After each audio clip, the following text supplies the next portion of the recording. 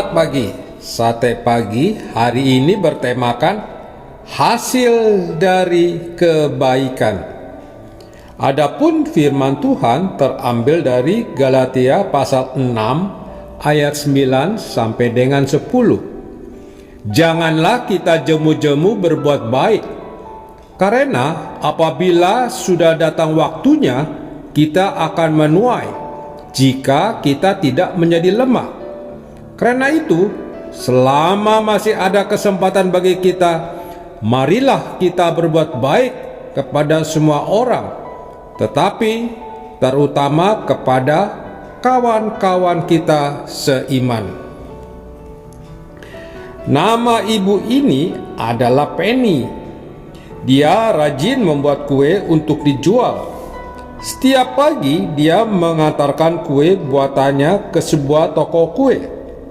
Di depan toko kue itu dia selalu bertemu dengan seorang tukang becak yang mangkal di situ.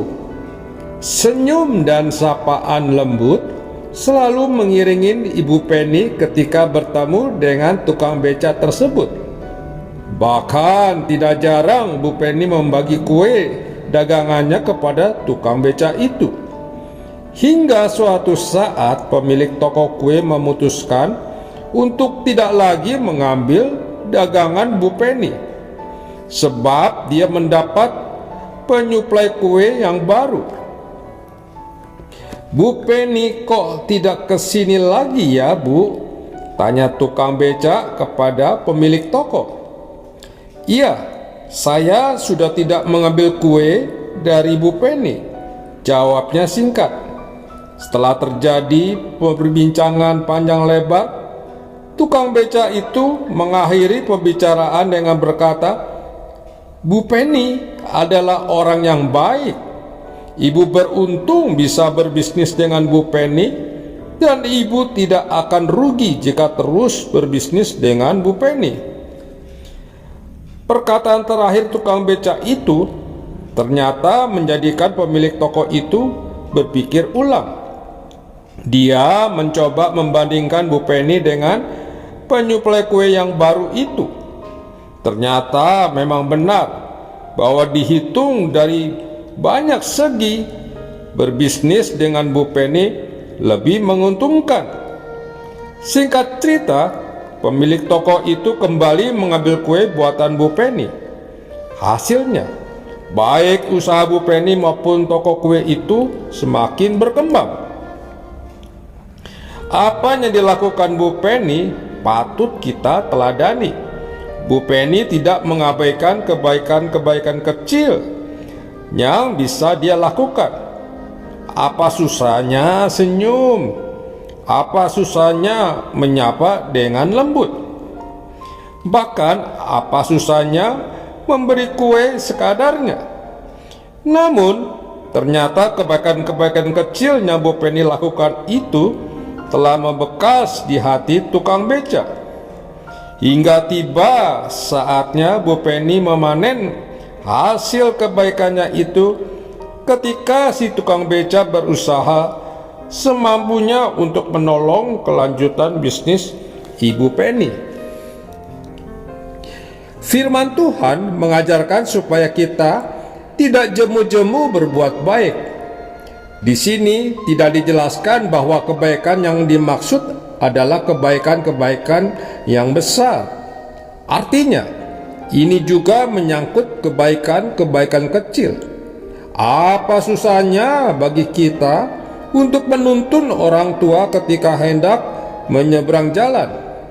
Apa susahnya bagi kita untuk membawakan sebagian barang belanjaan ibu warung ketika kita bersama-sama pulang dengannya? Apa susahnya bagi kita untuk menyapu gang sampai di depan rumah tetangga ketika banyak daun berjatuhan? Dan masih banyak contoh kebaikan kecil yang lain. Kita tidak perlu bermimpi untuk melakukan kebaikan-kebaikan besar sebelum kita melakukan kebaikan-kebaikan kecil tersebut. Jika kita tidak jemu dalam melakukan kebaikan-kebaikan kecil itu, maka suatu saat kita akan menerima kebaikan dari orang lain, yang mungkin saja itu menjadi hal yang sangat penting dalam kehidupan kita. Mari mulai melakukan kebaikan-kebaikan kecil, jangan abaikan. Amin. Mari kita berdoa. Bapa Surgawi, ajarku untuk berbuat baik, walaupun itu kebaikan kecil, karena aku tahu ada orang yang membutuhkan kebaikan itu. Di dalam nama Tuhan Yesus, aku berdoa. Amin. Dunia ini bukanlah rumahku, semua yang ada hanya sementara. Tak ada satupun yang dapat ku bawa saat ku kembali padanya. Ku sadari singkat hidup ini seperti embun pagi yang datang dan pergi. Selama ku hidup, senangkan hatimu, ku yakin kembali padamu. Janjimu kan membawaku, di mana kau ada, aku pun berada. Ku nanti datangnya harimu, bila tiba saatnya